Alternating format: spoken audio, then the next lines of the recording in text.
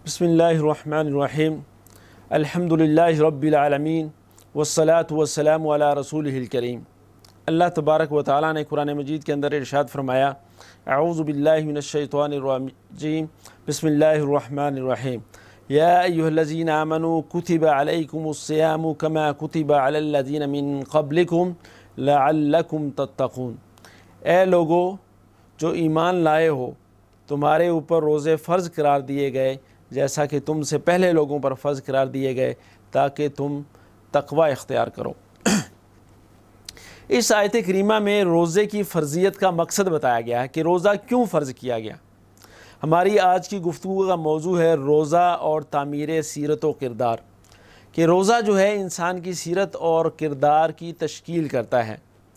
रोज़ा दरअसल खाना पीना और शहवानी ख्वाहिशात को पूरा करने को छोड़ने का नाम नहीं है, बल्कि रोज़ा दरअसल एक आला मकसद के लिए इंसान को तैयार करता है, जिसकी ये एक सूरत है कि इन चीज़ों को छोड़ दोगे तो फिर जो है तुम उस मकसद को, जो कि उसकी गायत है, आला तरीन मकसद है तक़वा, उसको तुम हासिल कर सकोगे।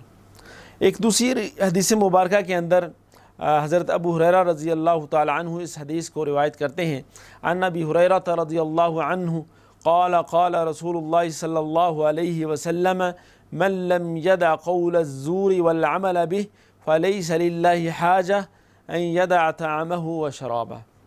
कि जो शख्स झूठ बोलना या झूठ की जितनी भी शक्लें हैं उसको नहीं छोड़ता और झूठ पर अमल करना नहीं छोड़ता, तो अल्लाह ताला को इस बात की कोई हाजत नहीं है कि वो अपना खाना पीना छोड़ दें। दरअसल जब हम सतही तौर पर चीज़ों को देखते हैं तो हम समझ लेते हैं कि जो ज़ाहिर में हमें नज़र आ रहा है वही असल है।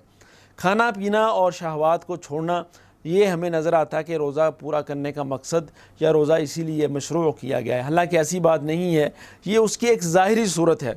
खाना पीना छोड़ना और दीगर शहवात को छोड़ना इंसान को एक बड़े मकसद के लिए तैयार करने का ज़रिया है। वो बड़ा मकसद ये है कि ये छोटी छोटी चीज़ें जो हैं, जो इंसान की मरगूबात हैं, इंसान की हाजात हैं, जिनसे उसकी ज़रूरत वाबस्ता है, जब इंसान इसको छोड़ने के लिए तैयार हो जाता है तो दुनिया के अंदर अल्लाह तबारक व तआला के हुक्म मानने के लिए वो किसी बड़े मकसद के लिए भी टक्कर लेने के लिए तैयार हो सकता है और उसके लिए अपनी जान को भी कुर्बान कर सकता है। इस मकसद के लिए अल्लाह तबारक व तआला ने फरमाया कि हमने रोज़े को इसलिए तुम्हारे ऊपर फ़र्ज़ किया है ताकि तुम मुत्तक़ी बनो। मुत्तक़ी का क्या मतलब है, तक़वे का क्या मतलब है? तक़वे का मतलब यह है कि एक आप रास्ते पे जा रहे हैं और उसके दाएं बाएं कांटेदार खारदार झाड़ियाँ हैं। जब आप उन कांटेदार और खारदार झाड़ियों से गुज़रते हैं तो अपने दामन को समेट लेते हैं और अपने आप को बचा के गुजारते हैं, तो यही तक़वा है।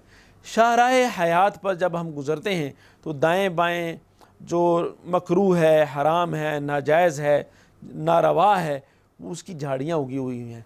उन झाड़ियों से और उन कांटों से अपने आप को बचा के अल्लाह ताला की इताअत, उसकी फरमाबरदारी, उसकी खुशनुदी, उसके रसूल की पैरवी, उसके अहकामात की बजावरी, इन चीज़ों को जब हम इख्तियार करते हैं तो ये तक़वे का लहलहाता गुलस्तान हमारी ज़िंदगी में सामने आ जाता है। अल्लाह तबारक व तआला से दुआ है कि हमें इन बातों पर अमल करने की तौफ़ीक़ अता फ़रमाए। वमा अलैना इल्लल बलागुल मुबीन।